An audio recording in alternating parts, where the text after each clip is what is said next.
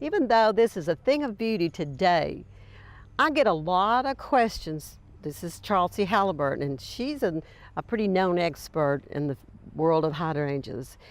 I want you to tell us your pruning process and just how you don't just prune once. You are continually snipping. Give us the overview of how to make the best. To show the blooms and show most of the blooms, I cut back unneeded pieces of the hydrangea that do not have blooms like this. We could see right so here. that you can better see the plant because it's covered up here. It's already budded out, and so you're opening it up. Aesthetically, I'm improving the beauty of what is blooming and taking away what is not blooming. I'll go down. And I can see this is new growth this year because it's green. It's absolutely new growth. I'm cutting this back. All green growth. And I'm cutting it back deep inside there in front of. Yeah, and see there's where it's coming out from the wood. I do not cut the old wood, and I'm right get this there. stick out of here in the meantime also. Okay. So now, and these will come out and fill in there, and now you can see the blooms better. Right, and these are actually, though they're beautiful, these are actually immature because as the season progresses, right? Right, the blossoms will get bigger and they'll get darker pink as the season progresses. Actually, toward the end of the summer, they'll begin to get pink. Well, right on here, the edges. for instance, it starts out white.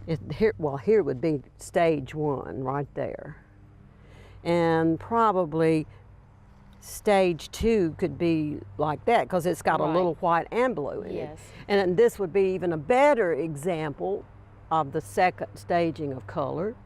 And that's a progression. Right there, it's getting close to, ooh, here's where it's close to right there. Yeah, there it is. And isn't that pretty? It is. Now, this is going to get larger? I'm not sure that will get larger. This looks like it's going to be a large blossom, but this will turn pink toward the end of summer, and toward fall it'll have lots of pink in it, and it just gets dappled pink. It's beautiful. Well, now, pink and green. It's a French hydrangea. It's got several names and lots of new varieties. It's hard, even an expert can't keep up. But it's not an endless summer. I do know that. Okay. Yeah. All right. Well, I see what you've done now, and so you actually don't need to do any more there. Well, I'm not going to touch this because the blooms are all on these. I just go for where there is not a bloom and where there's an unnecessary. You've got a little blank spot right here, but nothing you can do now can eliminate this for the rest of the summer because I don't see any budding taking place. There's no buds. So I probably will cut this off. Yeah, that would bring I'll probably cut this off, and they do get gigantic if you don't cut them back. That's right. So I'm going to cut this off right now. I'm going to go down here. And it's gone.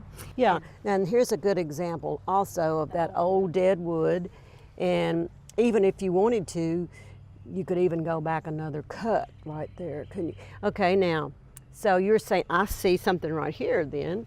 Here's one underneath there. If you could take this off. I will. I'll come inside here, and I'm going to cut right here. I'm going to get this yellow leaf out of here. You're a tidy gardener. I am. I'm sorry, that's just my nature. Well, you do it now and you don't have to do it later. Right. Okay, that looks good. Cut this back here.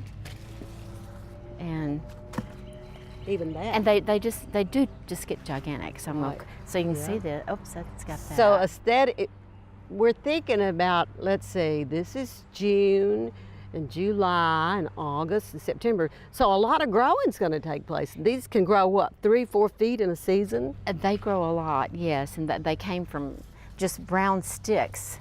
To this, they were just brown sticks through the winter. Yeah, and even though we're not on the back side, I can tell that there are blooms back there. So yes, by cutting some of these you can see that those have better. no promise of color this season, then those will come up.